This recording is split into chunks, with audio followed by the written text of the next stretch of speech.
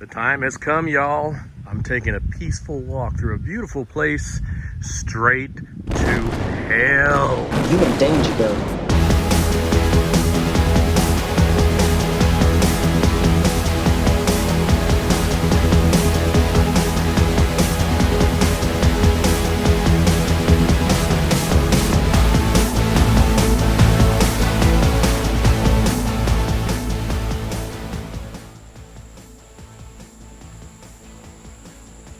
Hello, Jesus, Lord Buddha, Krishna, whoever. I'm changing my ways. I promise I do not want to go through this. 2 hours earlier.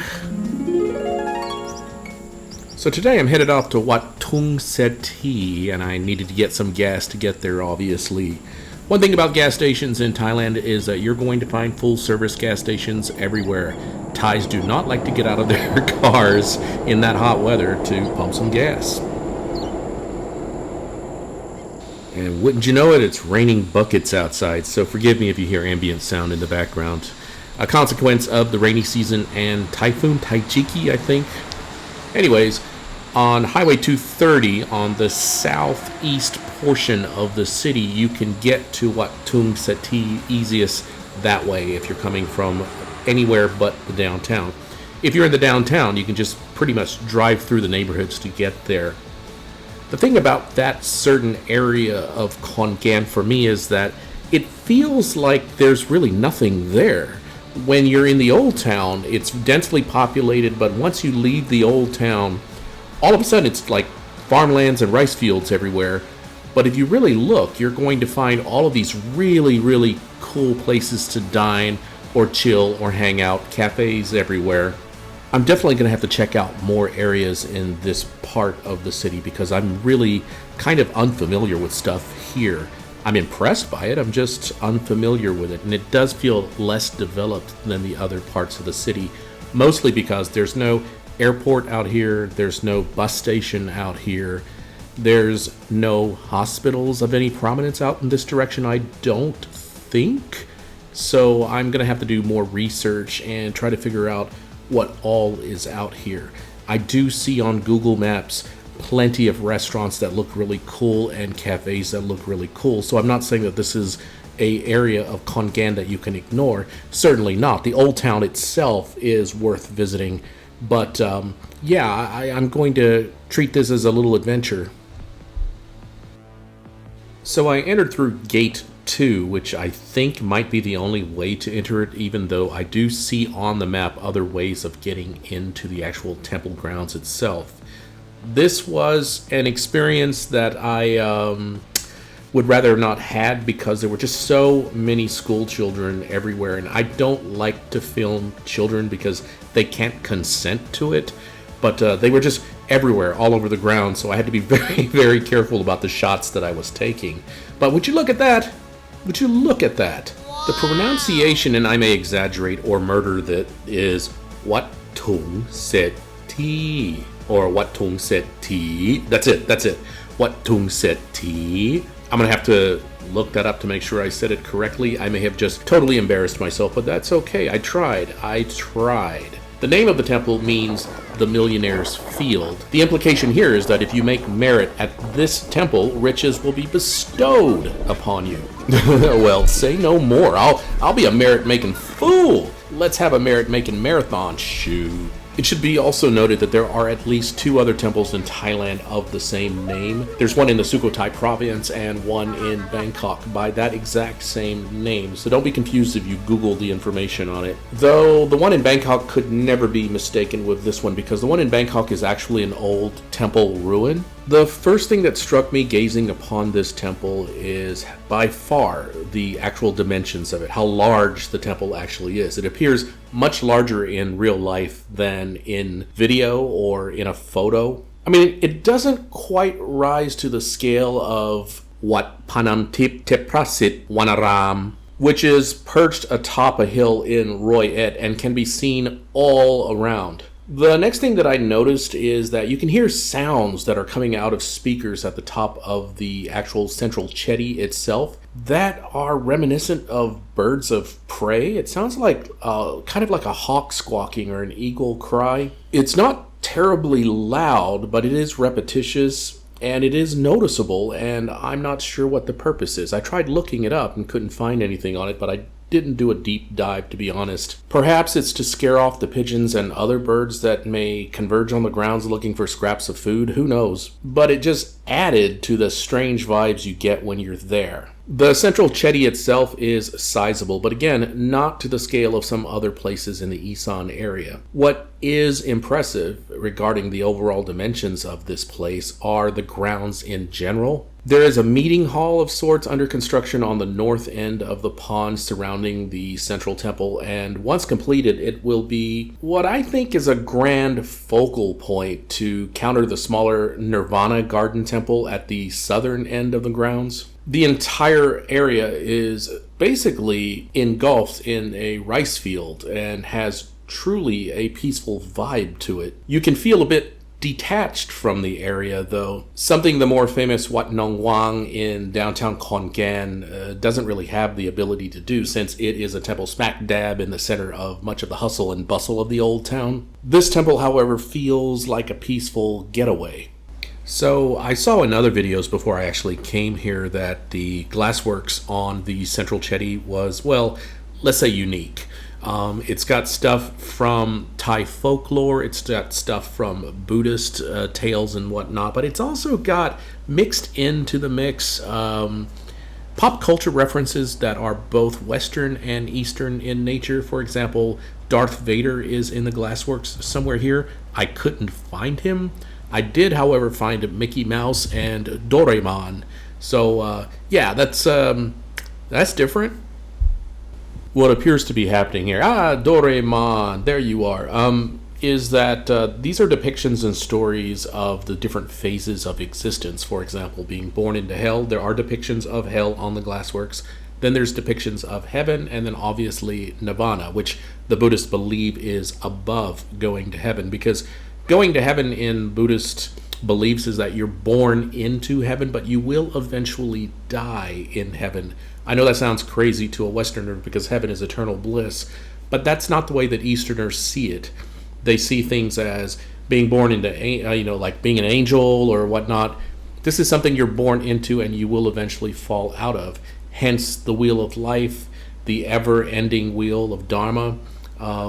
Nirvana is, in their mind, better because it stops the wheel from turning and you can finally escape all that minutia. Even the Hindu god Brahma, which is believed to be their creator god, he dies. He is in a perpetual state of birth, rebirth, and death, and that's not something Buddhists aim for. They aim to stop it and escape from that. So far, I've shown you my entrance into the area, how I went and walked around the Chetty, made my merit. Bring me my millions, y'all. Bring me my millions. And once I did that and I got my fill, I took my photos and whatnot, I decided to go check out the other parts of the grounds. I really had no clue what was there. I didn't see this particular map until after I had done everything that I did. But I went to the Nirvana Garden next. If y'all know me, you know I'm not a fan of lawns, but if you're going to have a lawn, take care of it, make it look good. This lawn was so immaculately trimmed that I originally thought I was looking at artificial turf, because there is artificial turf in portions of the gardens. It doesn't really look tacky, it kind of actually accentuates certain parts of the garden. So from a distance, I thought that maybe this was artificial turf, but it ended up like being an actual lawn. And I was like, wow, these guys got it going on with their maintenance of the lawn. Wow, a little bit envious here. And here's where you can see some of the artificial turf working its way into their landscaping. Again, I normally find artificial turf just tacky as all get out, but here it actually didn't look half bad. Okay, so one thing that I've realized is I may have gotten my north, my south, my east, and my west wrong when I was talking about this specific focal point here. I had originally said that the new hall was in the north and this was in the south. It appears that the new hall is on the north west side, and this is in the east side. So again, I apologize. Again, I've never been here, and I lost my bearings a few times walking around. Luckily, there was that central chetty in the middle that allowed me to know exactly where I was once I snapped to it. It's hard to state how magical it feels walking around on these grounds. I wouldn't say that it's like walking in Central Park or anything as far as like being overwhelmed by the size of the grounds. It's not like that. But it's got these really nice little curated spots that really just kind of take you away. I mean, while I was here, it was almost like a really miniature grand kind of palace in Lord Farquaad's Far, Far Away. I mean, it really had this magical feel to it.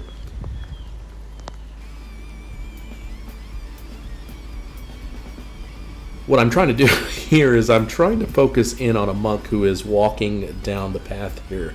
I thought he was actually walking to the monks' dormitories, but he was going to one specific dormitory beside Hell. Yes, Hell, which you're going to see soon. At this point, I'm walking towards the main chetty again. I'm in the front part of this, what I call the Nirvana garden area. I forget what the actual name of it is.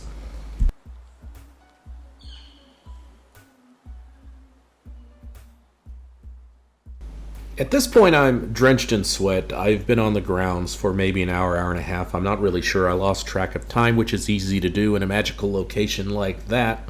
But then I stumble upon this map and I start paying attention to it, and that's when I realize, oh, they've got a Hell Garden here. Now, I've been to Hell Gardens before, so I knew kind of what to expect. The scale of this one is not nearly as large as some of the ones that I have been to, but it's really well done, and it's a quick way to see something truly macabre and walk away from it without actually having your flesh burned. So it was kind of cool that I got to walk along this path that I was trying to film that monk walking along, and knowing that this wasn't actually headed towards a dormitory, but the Hell Garden itself. Come in and learn something, it says. Well, I don't mind learning a thing or two. I just don't want eternal damnation. Thank you very much. Apparently, hell means having a rather small apparatus and giant, you know. I'm going to admit that the Eastern version of eternal damnation isn't any less frightening as the Western depictions of eternal damnation. The main difference is, of course, that you are born into hell. Once you've died your human birth or whatever, depending on what kind of person you are and what kind of karma you accrued, you may come back with a less fortunate human life. You would be lucky to do that. Or you would be born into hell, which would last eons in comparison to a human life, be extremely unpleasant, but at some point you will pay back your karma and get the chance to come back and I guess rack up more unfortunate karma. I just honestly prefer modern ways of scaring children. For example, whatever happened to Elf on a Shelf? I mean, that's good enough to scare children. Maybe Santa Claus not giving you gifts or anything, but these depictions here are absolutely horrific, and yeah. And it wouldn't be Thailand if there weren't depictions of the Naga or the giant serpent. Now, the giant serpent actually appears in Buddhist folklore in Thailand. For example, one day when he was meditating, a storm came, and one of these Nagas actually went and protected him by covering him from the storm. Obviously, these myths are things that Buddha would have scoffed at, I believe, because he didn't want to be depicted as a deity. But anyways, you'll see all sorts of stuff like this throughout Thailand. This one is relatively modest in size compared to some of the other ones that you can find. It should be noted that I didn't find the monk that I had spotted about 20 minutes earlier. I believe he may have disappeared into this dormitory. Imagine being in the dormitory that is situated right beside hell, If he walked outside of his door there, he's looking at the depictions of hell. Okay, that's enough creepiness for me right now. I think I'm gonna go back to Nirvana. 2 far less creepy minutes later.